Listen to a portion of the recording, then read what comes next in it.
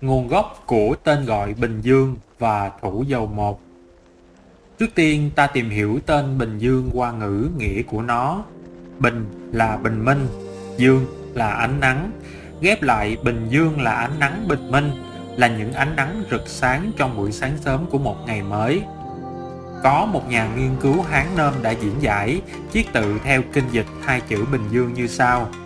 Chữ Bình có 11 nét thuộc quẻ khôn, chữ Dương có 13 nét thuộc quẻ chấn, cộng lại Bình Dương có 23 nét là đại cát, tức là thuận lợi tối đa.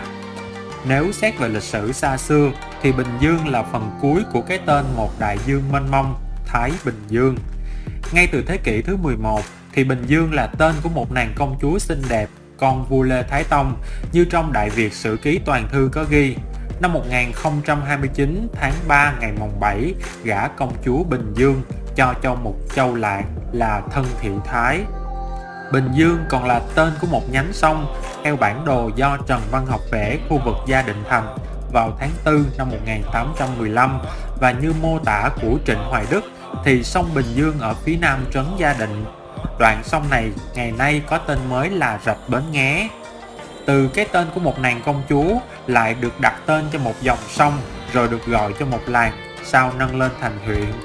Theo Nguyễn Đình Đầu trong bài nghiên cứu địa lý hành chánh tỉnh Bình Dương qua các thời kỳ có ghi, đến năm 1808, huyện Tân Bình được nâng lên thành phủ Tân Bình, có 4 huyện là Bình Dương, Tân Long, Thuận An và Phước Lộc. Đến năm 1834, toàn bộ Nam Kỳ được chia đặt thành 6 tỉnh, lúc ấy gọi là Nam Kỳ lục tỉnh. Huyện Bình Dương nằm trong tỉnh Phiên An. Năm 1836, Phiên An được cải thành Gia Định. Năm 1841, huyện Bình Dương lại được tách ra làm hai huyện là huyện Bình Dương và huyện Bình Long. Đến thời Pháp thuộc thì Nam Kỳ lục tỉnh được chia ra làm 20 tỉnh mới, hai bên bờ sông Sài Gòn là hai tỉnh Gia Định và tỉnh Thủ Dầu Một. Sau kháng chiến chống Pháp thành công, miền Nam từ vĩ tuyến 17 trở vào không thực hiện Hiệp định Geneva tổng tuyển cử thống nhất quốc gia Việt Nam, mà lập chính quyền Cộng hòa theo Mỹ, và chính quyền này đã ra sắc lệnh ngày 22 tháng 10 năm 1956 thay đổi địa giới, tên gọi các tỉnh miền Nam, trong đó có tên tỉnh Bình Dương. Như vậy có thể lấy ngày, tháng năm này làm ngày đầu tiên tên Bình Dương được đặt cho tỉnh Bình Dương. Sau kháng chiến chống Mỹ thắng lợi năm 1976, chính phủ cách mạng lâm thời miền Nam đã quyết định xóa tên 3 tỉnh Thủ Dầu Một, tức Bình Dương, Bình Long, Phước Long, để lập lại tỉnh mới rộng lớn hơn với cái tên tỉnh Sông Bé. Mãi đến 20 năm sau, ngày 6 tháng 10 năm 1996, Quốc hội nước Cộng hòa xã hội chủ nghĩa Việt Nam đã ra quyết định tách tỉnh Sông Bé ra làm hai tỉnh Bình Phước và tỉnh Bình Dương. Về tên gọi Thủ Dầu Một, có 3 cách giải thích về nguồn gốc của tên gọi Thủ Dầu Một. Giả thuyết thứ nhất cho rằng địa danh này có nguồn gốc từ tiếng Khmer Thun Đón Bô, có nghĩa là gò có đỉnh cao nhất. Giả thuyết thứ hai cho rằng Thủ Dầu Một là tên có nguồn gốc từ thuần Việt, có nghĩa là đồn hay là trạm có cây dầu lớn. Giả thuyết thứ ba cho rằng Thủ Dầu Một là cách độc trại của thủ dầu miệt, có nghĩa là thủ của vùng có nhiều cây dầu. Trong 3 giả thuyết trên, cách giải thích thứ hai được nhiều nhà nghiên cứu đồng tình nhất. Theo đó, Thủ Dầu Một là một cụm từ tiếng Việt được ghép theo phương thức thủ tức là đồn, trạm, cộng với tên thực vật, cộng với số từ. Nói cách khác, Thủ Dầu Một được hình thành từ sự kết hợp giữa hai thành tố gồm có thủ có nghĩa là giữ và dầu một là tên đất được cấu tạo theo cách tên của một loài thảo mộc, đồng thời là từ chỉ số lượng. Theo truyền khẩu, vì đồn binh canh giữ tại huyện lỵ Bình An thuộc phường Phú Cường ngày nay nằm trên ngọn đồi có cây dầu lớn quen gọi là cây dầu một, nên tên gọi Thủ Dầu Một ra đời. Trong Gia Định Thành Thông Chí năm 1820 đã thấy ghi nhận về địa danh dầu một như sau.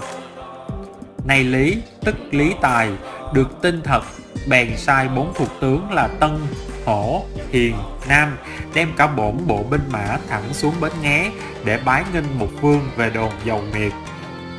Trong Đại Nam Nhất Thống Chí cũng có chép về địa danh này. Chợ Phú Cường ở thôn Phú Cường, huyện Bình An, tục danh chợ dầu một ở bên lỵ Sở huyện, xe cộ ghe thuyền tấp nập đông đảo. Như vậy, căn cứ vào sử liệu này có thể nhận thấy địa danh dầu một đã tồn tại trước địa danh thủ dầu một. Diramont, sĩ quan quân đội Pháp, từng chỉ huy đồn binh thủ dầu một những năm 1861-1862, đã có những ghi chép về chợ Phú Cường hay chợ thủ dầu một đoạn bến sông Sài Gòn như sau.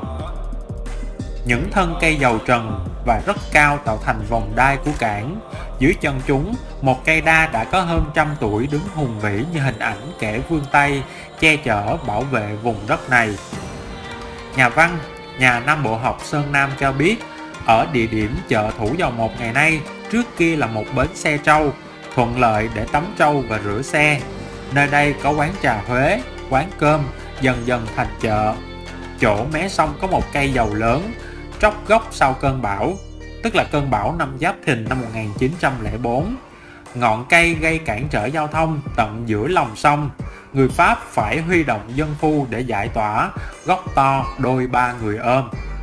Như vậy, địa danh thủ dầu một có thể hiểu là cây dầu lớn hoặc là cây dầu cả, mọc vượt lên trên, nằm bên cạnh đồn thủ.